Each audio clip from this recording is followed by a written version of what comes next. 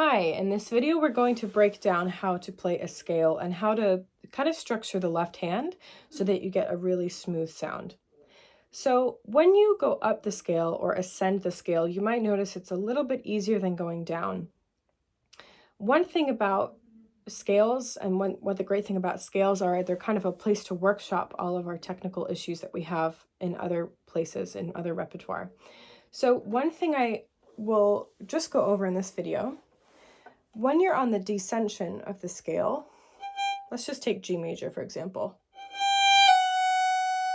If you're trying to play, it's best, most violinists don't use open strings going down, because what happens is an open string will disrupt the melodic line. So if I were to play it with open E's and open A's, you'll see what I'm talking about.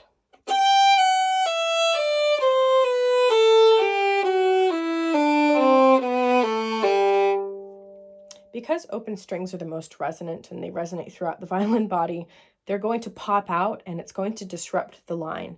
So in order to hide that, what we're going to do is place our fourth finger down instead of an open string. And what we want to do is we want to almost place the fourth finger down just as we are playing the first finger on the previous string. So for example, as soon as my first finger is down here, I'm going to prepare my fourth finger to be right above where it should be, and possibly even place it before I move my bow.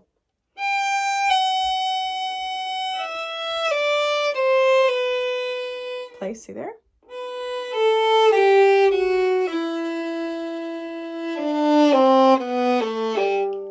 So in order to do that, what you'll notice is I actually have to curve my hand, make it a little bit more, make the bass knuckles a bit more parallel to the fingerboard. Okay, and what that does is it makes me, instead of having to reach from here and reach my pinky up, it makes it a little bit easier. If my hand is already parallel to the fingerboard, it makes it a little easier for me to reach. The fourth finger, and you might feel like this is a stretch, okay? So you might feel like going from here, you're like, ugh, really stretching your fingers. That's fine. We just need to stretch the hand so that it gets comfortable with reaching. So if you're looking from here, instead of da and reaching and having a flat finger, you'll notice that'll sound pretty bad and a bit inarticulate. And I also can't do it because I'll hit the string. So you get extra noise when you do that because your finger is crossing two strings. So it's really important to do when you are putting your fourth finger down, use the soft pad of your fourth finger. And you're just going to press. So like this. And you see how there's a space. If I were to put the camera right through my finger, you'll see there's a space. I'm not touching the E string, which is why it's working. So that's the left hand. Let's talk a little bit about how to make the bow smooth and the string crossing smooth.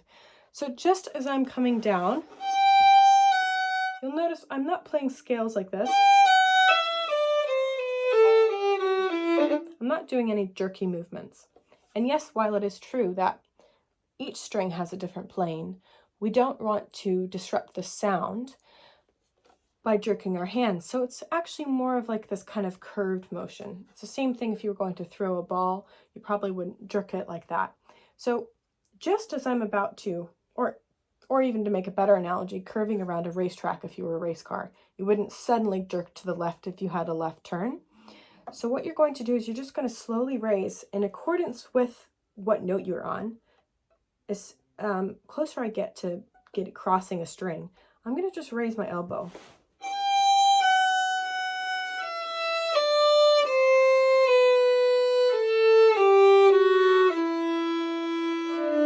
So instead of, you almost see I'm caressing the string like this.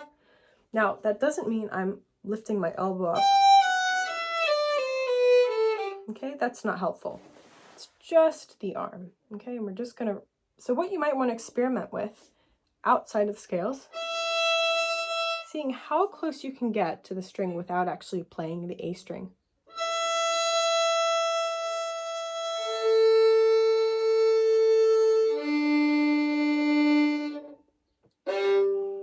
Something like that.